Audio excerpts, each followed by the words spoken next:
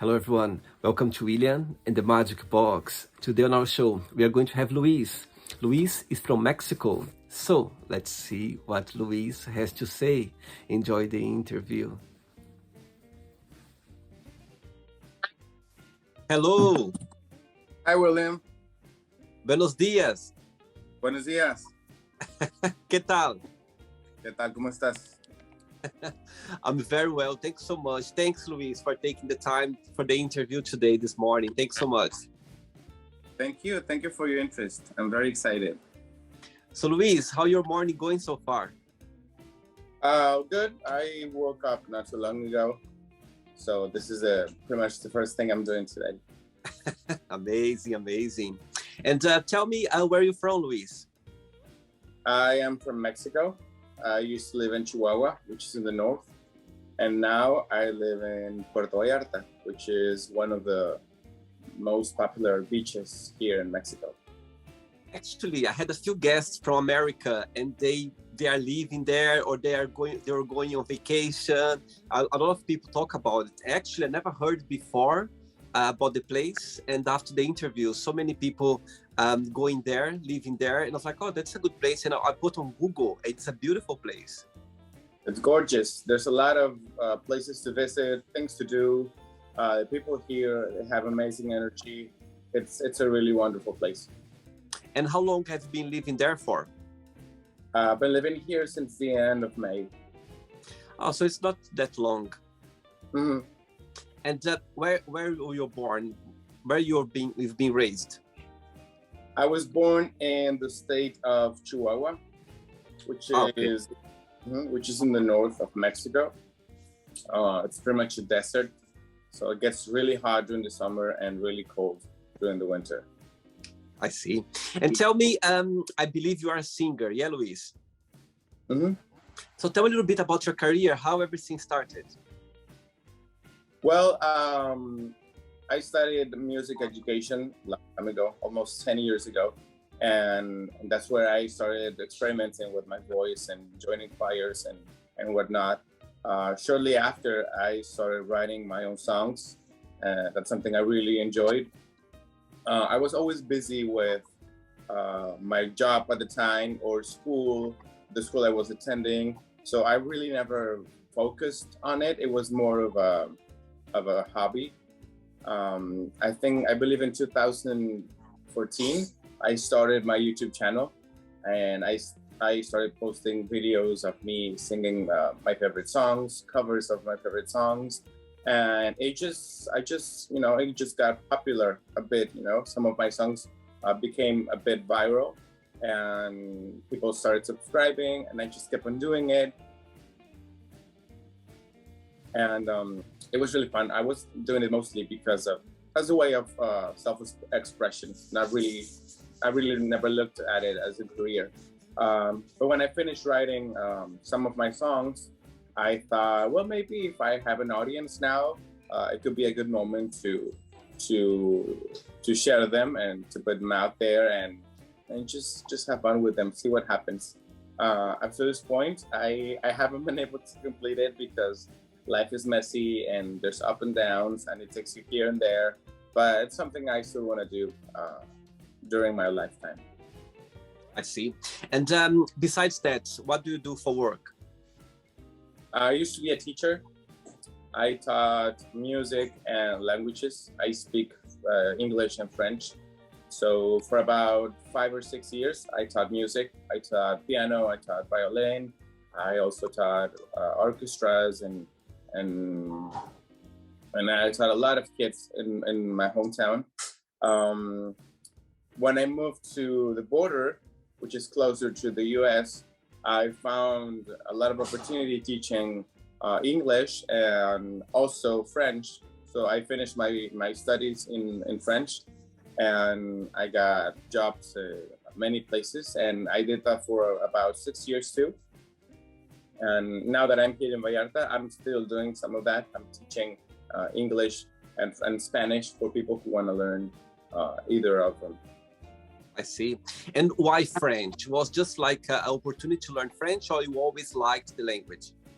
It was I was just an opportunity. When I studied in the United States, in Arizona, 2 years and a half, and they offered a secondary degree for people who spoke Spanish. If you took a few credits in French and you tested out all your Spanish classes, you would get an extra degree. It was really simple. Yeah, so I did that. I took French for 3 semesters. It wasn't really that hard, but also I didn't really focus on it. It was just, just for fun.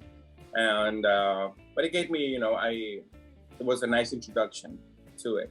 And then when I moved to Juarez and I found that French teachers were needed, I thought, well, maybe I'll apply myself and keep studying it. And it worked wonders for me because I found a lot of career opportunities because I spoke it. But yeah, it was mostly a coincidence. I really never planned on. See, and saying that, what's your favorite French word?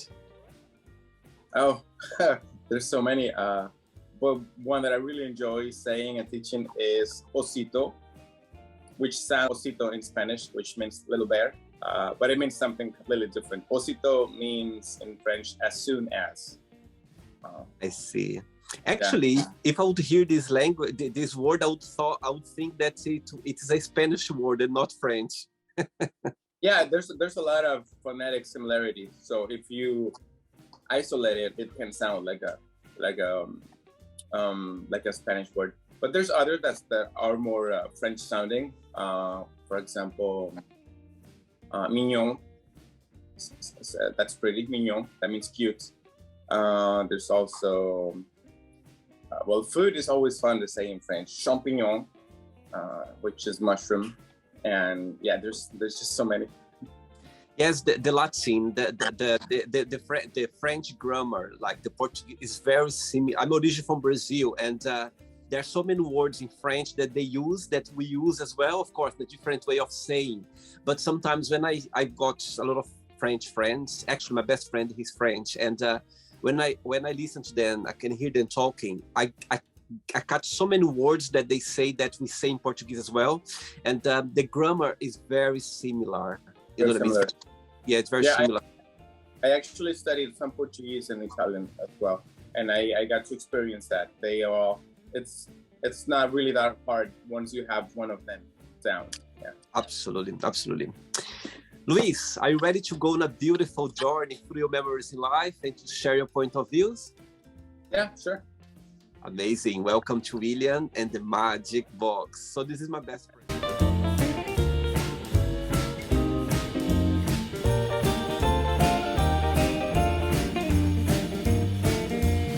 Okay, full of random fun questions. What I'm going to do, I'm just going to play a song now, just for us to move a little bit before the first question, okay? Let's do it.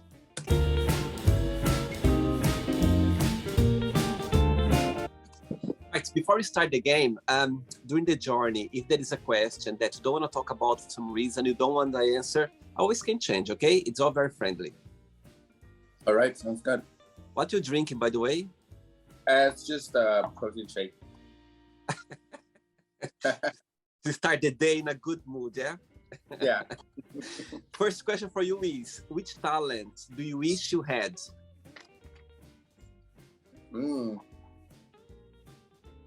Which talent do I wish I had? This is gonna sound very conceited, but I'm already quite talented, so I'm really happy with what I have. There's some abilities that I wish I had. For example, I never liked cars and anything related to them. It's just so not my thing, but it's a very necessary. So I wish I had a little more interest in car repair and knowing about that. Yeah. Amazing, very good. Next question. Let's do it.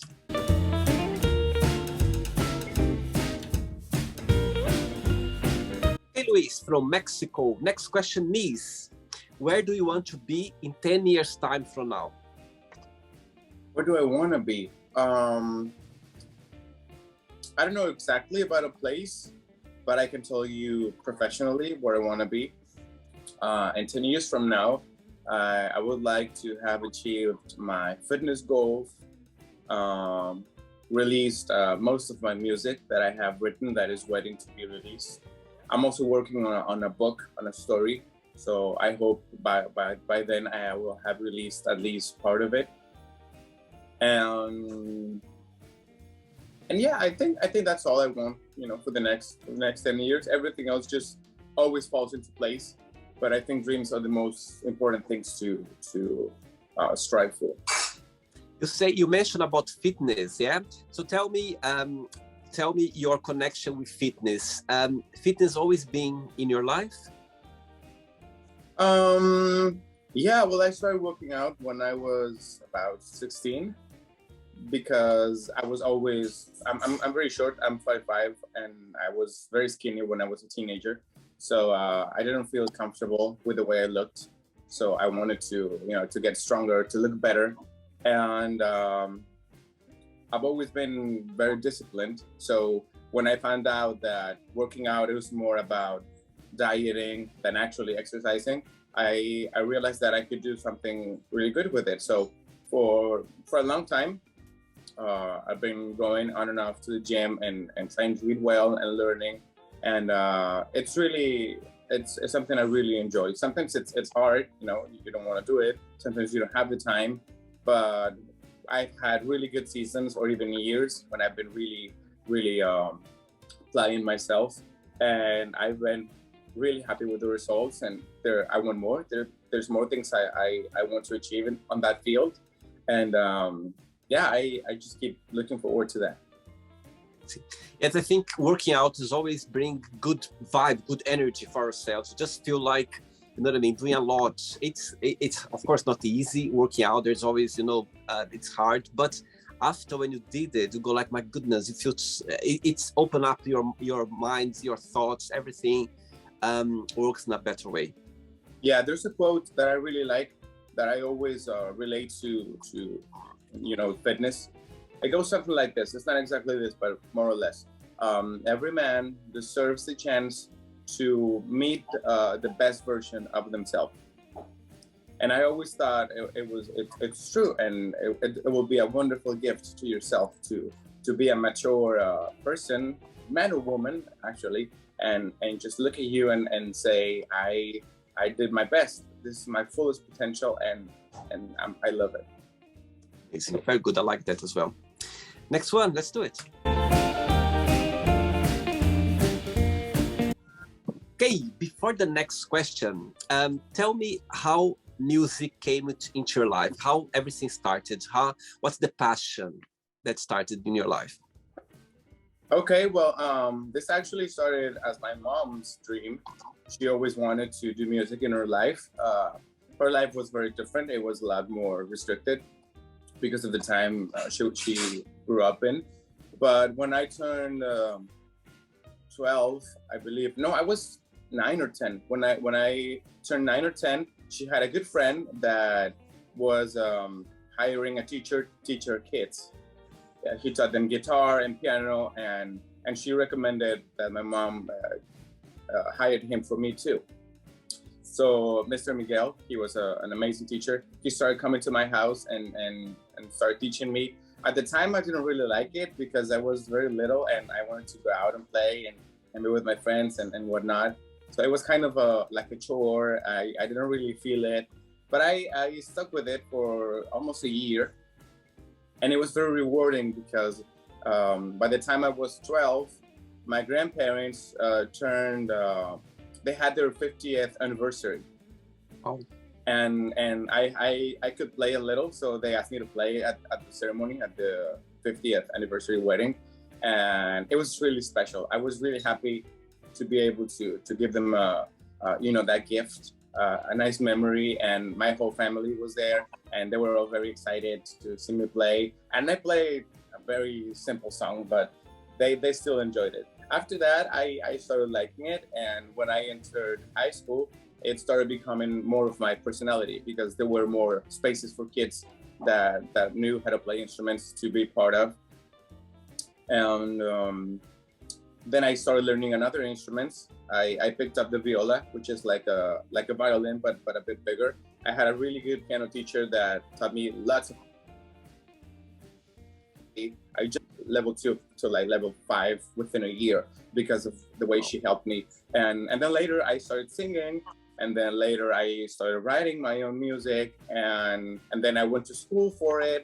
And something that started as my mom's dream or idea for me became my identity, became my career, and has become a huge part of who I am up to this day. Wow, amazing. What an amazing story. Wow.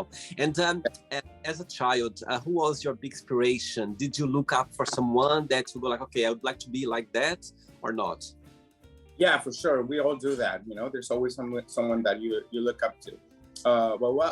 Right when I started, when I joined my first youth orchestra, I was 12 or 13. There were some kids from another school that have been playing for almost 8 or 6 years, a lot longer than I have, and they had better instruments that I had, and they were really good at it. So I always admired them, and I thought when I'm 16, when I'm 17, I want to be just as good as them. Later, when I started learning about like composers from before, Mozart, Beethoven, and all of that, I really enjoyed looking at their work, their music, but also their history, you know, who they were, how their lives were. And it all became very exciting to me, just, you know, getting to play their pieces and imagine how it was for them many, many years ago. And, you know, how crazy it is that even up to this date, we still have room for them, and we teach their music, and we still play it. And I thought, what a legacy, you know, that's amazing. And that was a sort of an inspiration for me too. And I wanted to someday live, you know, an imprint of my work to, you know, for the world. And as I started growing up, I started getting involved into more popular music, more pop singers and superstars and pop stars and all that. And there's a lot of great music in there too. It's not as academic, you know, as classical music, but there's amazing voices and crazy talented people with incredible skills. And that's where I started singing, and I was like, well, I wonder how far I can go if I keep practicing and educating my voice and learning to do things. And yeah, I have many people I idolize and that I admire. Good. Next question for you is, if you could live anywhere in the world, where that would be and why? I would like to live in France because I already speak the language, but I have never had the opportunity to actually experience culture, you know, fully the French culture. When I lived in the US, I spoke English and I lived there, so I got to experience using the language, you know, at its maximum capacity. And with French, I finished my studies, all my tests, all my diplomas, but I haven't even visited the country yet. So if I could live there for a season, I would really like that. Anywhere in specific in France, or any place you would be happy? I've been recommended Lyon, Bordeaux, which are big, beautiful cities, but they're not as crazy as Paris or the other ones. So probably Lyon, Bordeaux. Actually, I'm going to Bordeaux next month. Oh, that's awesome! Congratulations. As I told you, my best friend, he's French, and he lives in Canada, but he's coming to Bordeaux because his family lives close by. So I'm gonna go to see my godson. His son is my godson, so I'm gonna go to see him. It's the second time I'm gonna be there. I've been there once before the COVID crisis started. Yes. But yeah, from London is like an hour and a half. It's very close, so it's not too far. So yeah, I'm gonna go to Bordeaux to meet him. That's awesome. I want to see some pictures while you're there. I will. I'll send you some pictures from there. Good. Question. Let's do it. Okay, Luis. Next question is: how would you describe a perfect friendship? Perfect friendship. I think the key to anything that's good or near perfect is balance. So a perfect friendship would have two people that are, you know, that are aware of each other, of the things they're good at and also their flaws, and they come together to share their likes, their hopes, their dreams, their problems, their insecurities, and they become a support for each other. They're always there to listen, not to judge, but to guide and to console if it's necessary. And you always have this equilibrium of today I need you as a friend, and tomorrow you might need me. So whenever that happens, I'm always gonna be there for you. I'm very lucky to have that already. So that's why I feel like I can describe it with these. Yeah, I think best friends, we don't choose best friend. They come naturally into your life. You know what I mean? You don't go around saying, "Oh, you are gonna be my best friend. You're gonna be." It doesn't work like that. It's like a connection. When the connection is there, that's it. Correct. And your best friends, they live in Puerto Vallarta as well, where you live now, or they live in different parts? No, my best friend is back in Chihuahua. She's also a music teacher, and she also teaches English. We've been friends for almost 8 years now, I believe. And we lived together like in the same city for the first 4. And then she moved, and then I moved, and then we got reunited at the border, and then we got separated again. But she's one of the few people that I can call and be on the phone up to 4 or 5 hours. And wow. Yeah. What's her name? Her name is Cynthia. Cynthia, you have a good friend here. Very proud of you. Yeah. I'm going to invite her for the magic box. Imagine. Sure. Of course. Question. All right. Next question for you is: what did you think was the most challenging part of being a kid?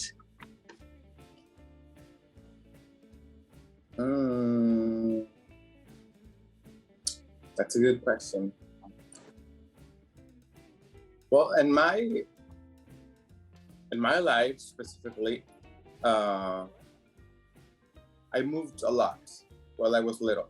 My mom was a nurse, so she moved to different cities to pursue her career, and she got married when I was 7.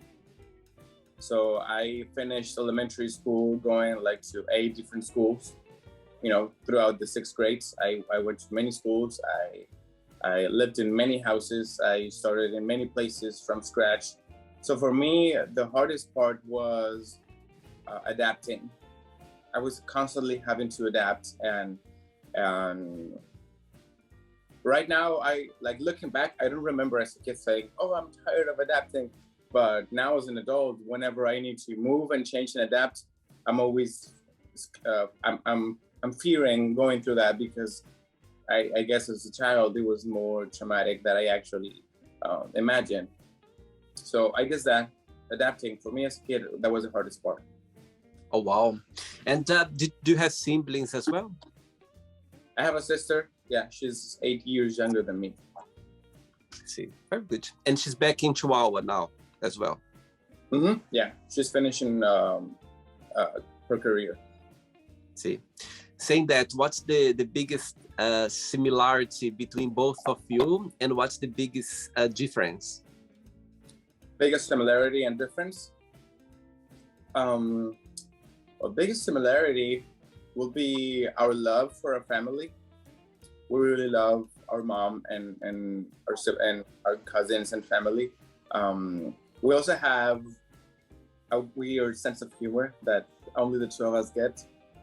Whenever we're out together, we're always tickling and making fun of people, not in a mean way, just in a sibling kind of way. I think that's the most important similarity: our love for our family and our sense of humor. And our difference, our biggest difference, would be our taste in entertainment. We have some things that we like together. I'm a big fan of Marvel and everything superhero. She enjoys it too, and often she watches movies and she comes to me and asks me for explanations or whatever. But when it comes to like music, like the music you enjoy listening or listening to or dancing to, we are so different. She likes very weird stuff, and she always thinks that my stuff is it's weird. So I think that's the difference, our taste in entertainment. Amazing, very good. Yeah. Ready for another one? Yeah, sure. Let's do it. But before the next question, as you had the opportunity of living abroad in the US, yeah? Living in another country, the experience you had there, what is the biggest misconception that people has from Mexican people, and what's something that they get it right? They said, okay, is the right impression that you have from Mexicans.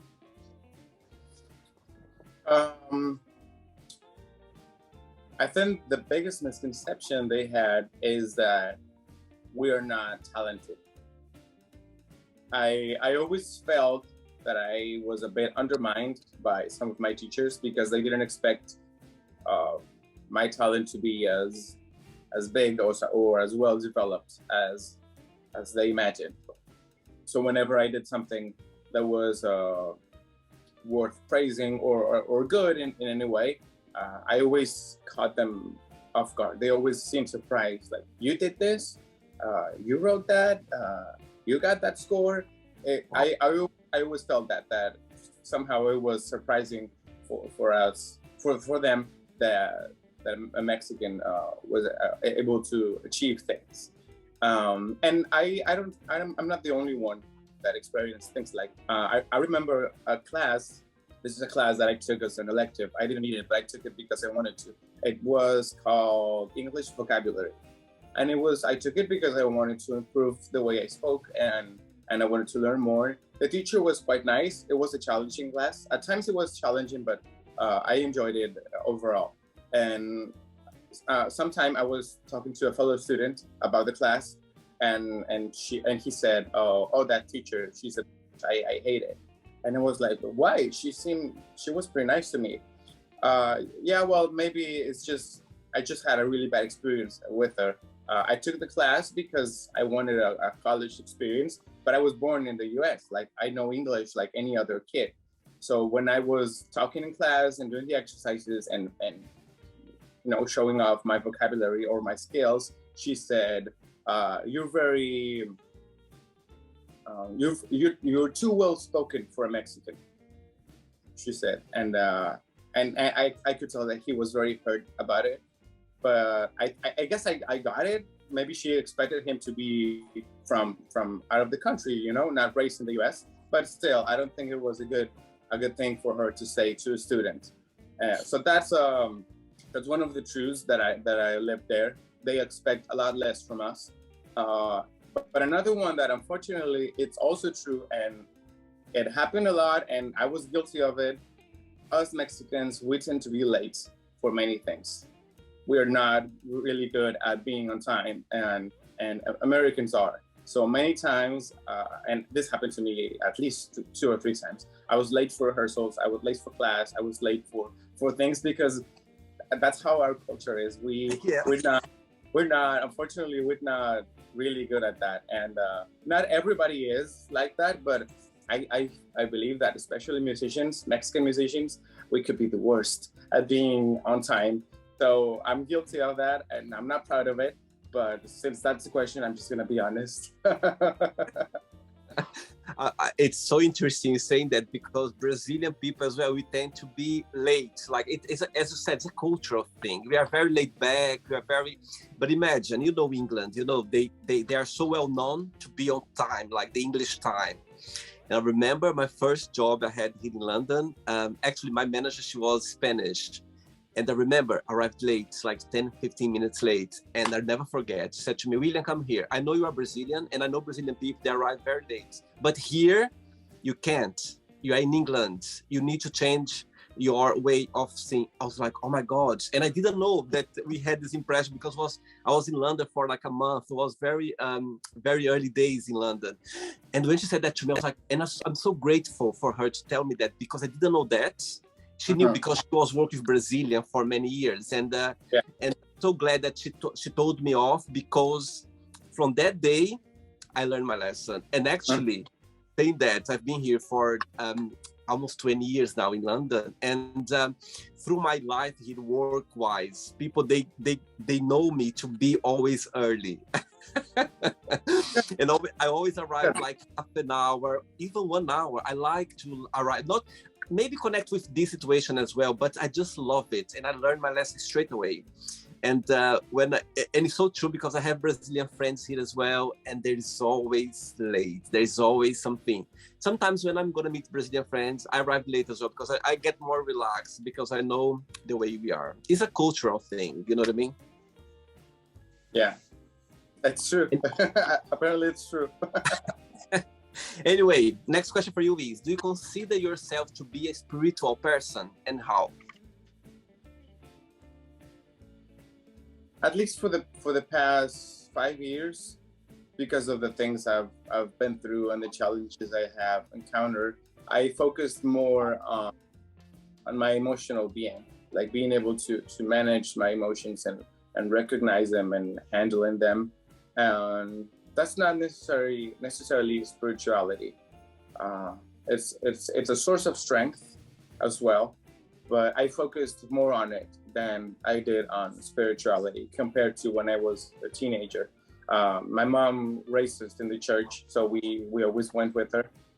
But as I became a young adult, I kind of left it behind.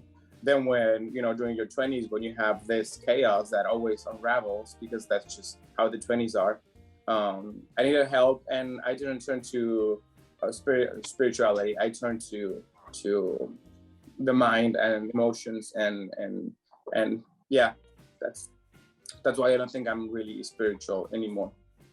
See, I understand your point. Next question. Next question for you is: if you could go back in time in one moment or memory in your life, what that would be and why? Oh, just one? I don't know. There's I've thought about it many times, but eventually you outgrow that, because you always think that when you're in crisis, right? So yeah. you're deep in trouble, and you don't know what to do, and you're desperate, and you start wishing, if only I could go back and not do that, or do something different. But every time I've learned that after a year passes, you're always okay. At least I haven't done anything that it's that has thrown me into jail or anything super serious. So after time passes, I understand that I needed to live that, and that I got lessons that I needed to learn from that, and that I'm a better person because of it. And when new blessings come, I understand that I needed that experience so that new blessings could arrive into my life. So, you can wish as much as you want. It's not going to happen. You're never going back. But that's the realization I have come to. It doesn't matter, because you needed what happened. Absolutely. I think in the end of the day, everything counts. Sometimes you don't see the message straight away, because when you're going through tough times, difficulties, you don't see the message there. But after a while, when you see the message, you go like, okay, now I understand why I went through that. There's always a reason behind. Yes, exactly. Luis, I have 3 questions left for you, okay? Let's do it. All right.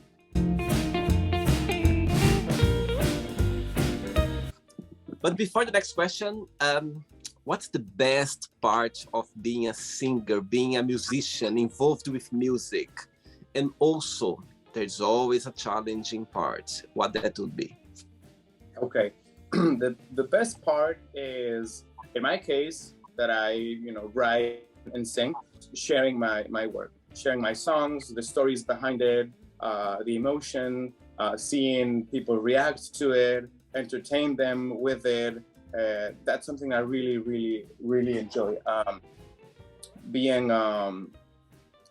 Being able to touch people's hearts and give them a bit of joy or even sadness, or whatever the emotion the song is conveying, connecting with them.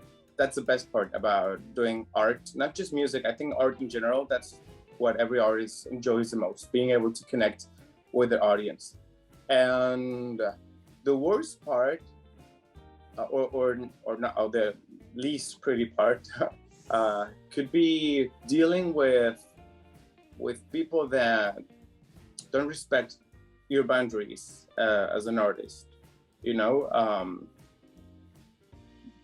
starting from haters, you know, who will write awful things or send you horrible messages just because they dislike something you did or who you are. Nobody needs that, and nobody's asking for it. So I never understand why they spend energy on it. You know, it's just, why are you spending your time, your effort in sending negative energy to someone who's just, you know, being true to themselves? I never understood it. And also people who feel that because they follow you or because they listen to you, somehow they own you, and now they're in control of what you do, and they feel the right to not like force you, but like impose. They impose. Yeah, the kind of impose. Yes, to dictate what you should do next, or if somehow you stop doing it, then you're a bad person because you left them alone, and because you owe them to be there and to be creating content for them. And you know, especially for me, which has been mostly a hobby, I'm like, well, why do I need to keep entertaining you? I'm doing it for myself. I appreciate enormously that you're following me and that you're sharing this platform with me, but I don't owe anything to anyone. So, you know, that can get annoying sometimes, and I don't usually like to ignore people, but when I get across those kinds of messages, I've learned to just read them, and that's it. I understand, and I think at the end of the day, Luis, my understanding about those people who send those, you know, message, like, let's say, horrible message, in the end of the day, they admire you, because I think there are two different peoples that admire us. The one who goes there and clap to us, or, you know what I mean, send positive vibes and appreciate what we do. And the other people who admire you, they admire you, but they don't know how to react to that. So they get annoyed and just how they attack. That's what I see. In the end of the day, they admire you, I'm sure. You just don't know how to deal with that. It's not, the problem is not with you, it's with them, because they don't know how to deal with that admiration of, you know, if they are there, right, taking their time to write a message, it's because they admire you, because if they didn't, they would just not look, you know what I mean, into your work. That's what I believe. Yeah, I agree. Thank you. Okay. Next question is, what makes you laugh out loud? Well, recently my boyfriend is just hilarious, and I've told him many times, I've never laughed that much in my life before, and that freely, because he's just very quirky and very swift and very witty, and whatever kind of joke he makes makes me laugh. Oh. That's my current answer. As I can see your smile shining when you talk about him. So far, what's the most beautiful lesson you've learned from him? Oof, I think we've learned many lessons during these months that we've been together. One of them has been to recognize our own faults and not letting whatever we've been through in the past hurt our present. You know, sometimes we are I'm using the word here. We're expectant of aggression or negative attitude towards people because we've lived that in past relationships or as kids, and when you run into that with the current person, you go back to being guarded and defensive, but they don't know it. They don't know that you feel that way about that sort of reaction. And so I think that's the biggest lesson that we have to work on lately, is that we're not I'm not here to make you feel bad. I'm just being myself, and I'm sorry that you have that to struggle with, but let's work on it, and let's be patient, and let's give each other the chance to breathe and get out of that bad zone, and just understand that we're not here to hurt each other, in the country. I think relationship, it's a maintenance every single day. I think every day it's something new to learn about each other. It's something to challenge each other. It's something to understand each other. So that's what makes the relationship interesting, spicy sometimes. But when you are with someone, it's just the best feeling. 2 questions left for you. Let's do it. Before the next one, as you mentioned about being gay, of course, Puerto Vallarta is, am I saying right? Puerto Vallarta? Vallarta. Vallarta. Okay, Puerto Vallarta, I guess, is a gay point. It's a gay place, isn't it? Am I right? Mm-hmm. Yeah. Right. So, saying that, growing up gay in Mexico, as you know, back in Chihuahua, how was it? How do you feel being gay in Mexico, in your opinion?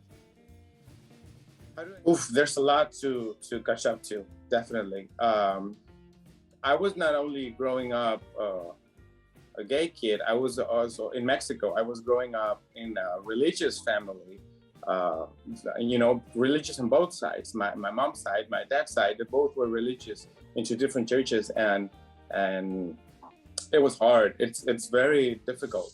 There's no information about it. There's no mentors, there's no guidance, there's a lot of judging, there's a lot of misinformation. I came out of the closet when I was 21, which is pretty late in life. I don't know, because the way I see it, I so far, I'm 31 now. So far I've spent more than half of my life hiding who I really was. And even to this day, I still hide a bit of what I am and what I do, because I'm not ashamed of it anymore. But also, it could stir a problem. So you just, you don't always share who you are openly with everybody.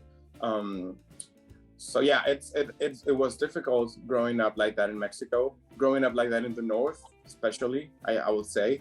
And overall, the country is still growing. The whole world is still growing. These past years, there's been a lot of content on the media about self-acceptance and inclusion and not variety, but diversity. That's the word, diversity. And I think we're getting new things to talk about, and this generation, I hope, is going to be better than the one before. And I think there's some battles that have been won, and it's getting better, but there's a lot of work to do. Things here in Vallarta are very different because culturally and touristically, it's a place made for all sorts of people. Everybody here is welcome. You see messages like that almost in every corner. Love is love, love wins. No matter how you look, no matter who you love, you see that everywhere here, and it just feels it's great. It's great to walk down the street holding the hand of the person you love and not fearing being attacked. In quite the country, you are many times celebrated. People look at you and they tell you, "Oh, you guys look adorable. You guys look great. You're so great together. You look so hot." And getting that after years of not being yourself is really, really good for a change. It's really refreshing. Amazing. Very good. Thanks for sharing. Thank you, Luis. Right. Next question is, what can make you cry, and what can make you really happy? What can make me cry? I think injustice. It's one of the things that really gets to me. Fortunately, I haven't cried because of injustice in a long time. So I guess that's good.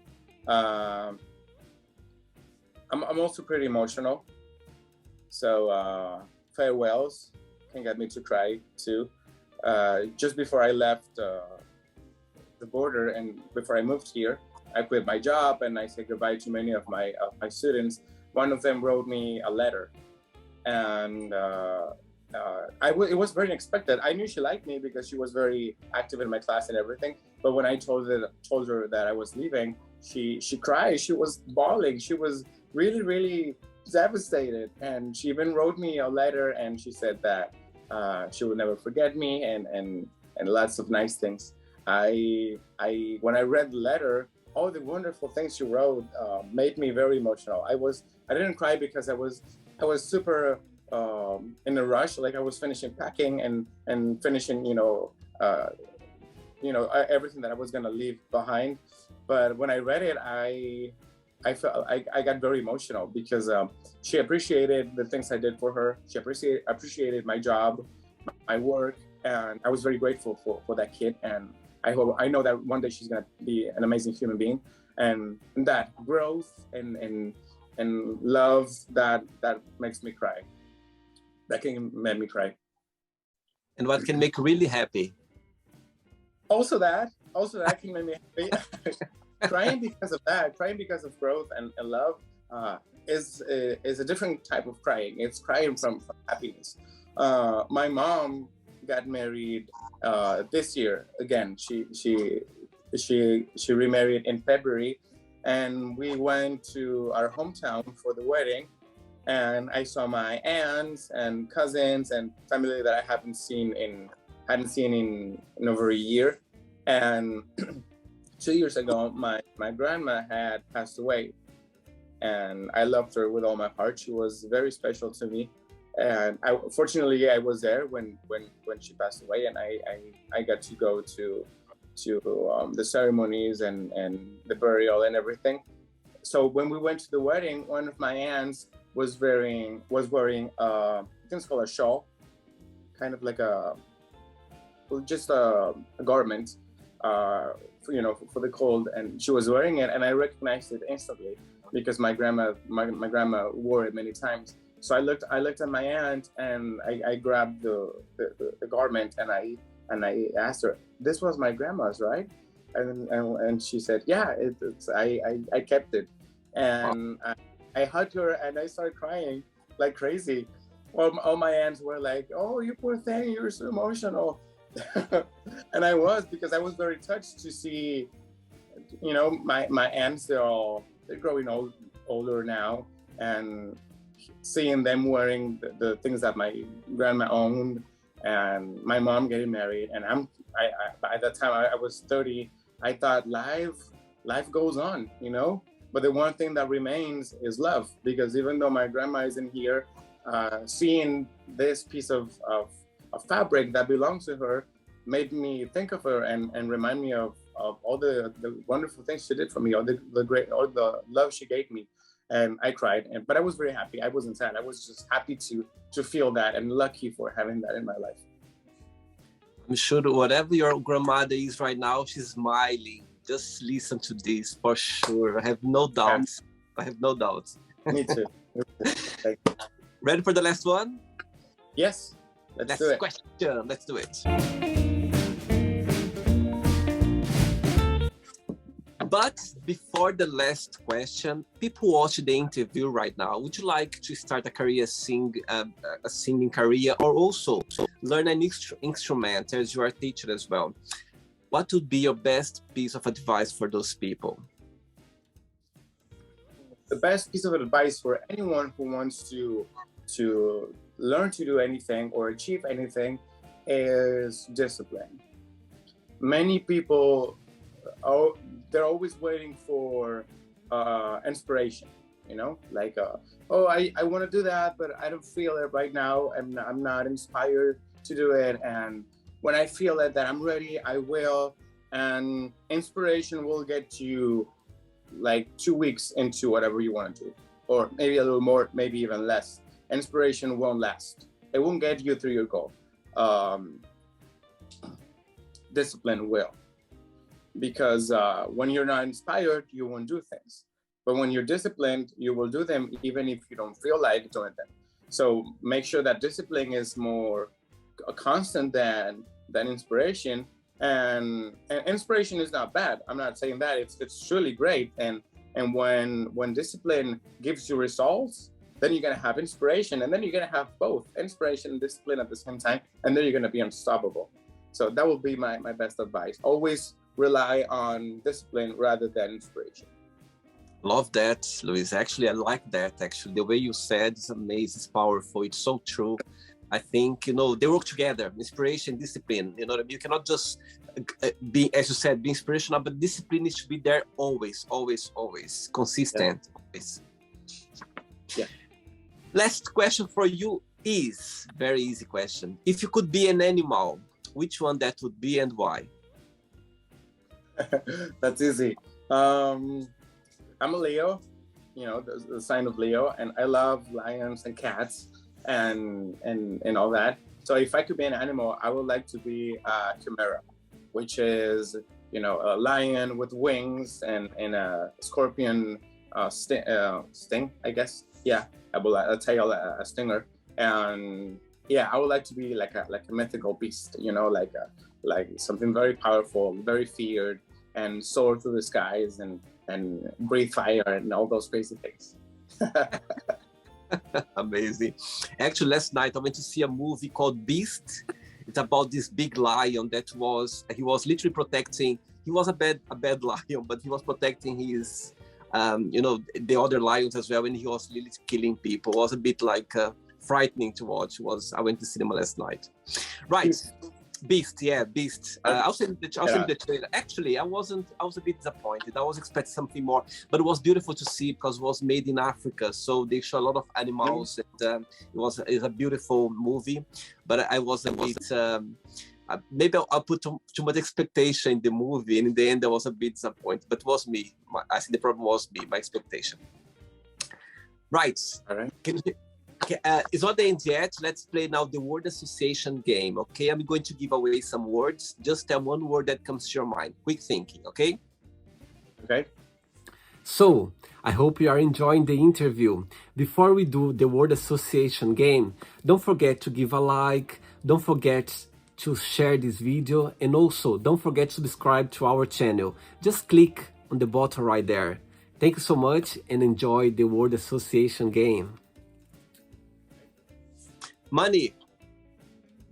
Success. Family. Love. One word for life. Experience. Sex. Pleasure. Love. Someone. Politics. War. Literally. Religion. God. Fear. Insecurity. Friendship. Gift. How about desire? Fire. Regret. Cold. Success. Life. One word for wish. Wish. Wish. Treasure, I guess. Treasure. Okay. Happiness. Goals. One word for Chihuahua State, where you come from. One word. Desert. One word for Puerto Vallarta, if I said right. Paradise. One word for Mexico.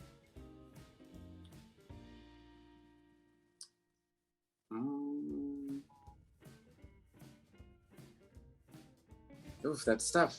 There's so many things. Rainbow. Good one. One word for music. Joy. And the last one now, singer, one word. For singer. Yeah. Prophet. Amazing. Let's pretend now we're going to meet your friend, Cynthia. I'm going to meet Cynthia for a coffee, and I'm going to ask her, tell me the most beautiful thing about Luis, and tell me something that he still needs to work on, to improve on. What she would say? Oof. It's gonna be fun. Okay, can you repeat it? Tell me if I would meet her for a coffee, yeah? And I'm gonna ask Cynthia, tell me what's the most beautiful thing about Luis, and tell me something that he still needs to work on, to improve on. What she would say? Okay. So the most beautiful thing about me, according to her, would be how friendly I am, how lovable I am, how fun I am, how good of a friend I've been to her and others. And the things that I need to improve would be my patience, my arrogance a bit, being, I don't know, my high expectations of life, perhaps. But I don't know, I think I have worked on those quite a bit. So she will say them because there's still work to do, but not because it's urgent that I work on them. You are Leo, that's why you are arrogant. That's what I keep saying, but apparently it's not justified by that. If I would ask the same question to your boyfriend, would be the same answer? Yeah, more or less. Yeah. Yeah. Okay. Cool. Yeah. Amazing. Let's play now Luis and the Magic Box, and you can ask me a question. Okay, Luis, from Mexico, you can ask me a question now. What is your motivation behind this amazing channel and all the interviews you have done and all these amazing connections that you've built with strangers, but that, you know, many of them, or maybe all, turn out to be great? What's gearing you towards this? What's moving you? Wow, such a beautiful question. Luis, I think that I'm so grateful for this. You know, I had this idea in 2020 when the world went upside down, and I started with this idea, and I had no idea how it would go, how things would turn up in the end, and how it's working now. I think that when I started, literally, my first idea, it was about people answering fun questions. Yeah, I thought that I'll be here asking questions, the person would be just answering, and we're just gonna laugh a bit. But I didn't realize that people, they are literally open themselves up about challenges, about beautiful things, about things that it was hidden somewhere and they never talked about. So I was expecting that, and literally the motivation of the show, it's about letting people be themselves, let people connect with people around the world as well. And I think I'm so grateful because literally I feel like talking to a friend, and the person also feel very safe talking to me. I realized that I received messages from people saying that they never talked about some topic, so they never felt so comfortable talk to someone, and somehow we connected, and they just felt safe talking about that. So the biggest motivation for me, it's about connect with people. It's about letting people be themselves. You know, we are here talking, we are here sharing experiences, we are here having a laugh, we are here, you know what I mean, talking about things that maybe for us could be just something like normal talking about, but for sure there are people out there watch this interview and they might be feeling comfort just seeing us talking about some topics that maybe for them was a taboo, maybe for them was something that they never felt comfortable talking about.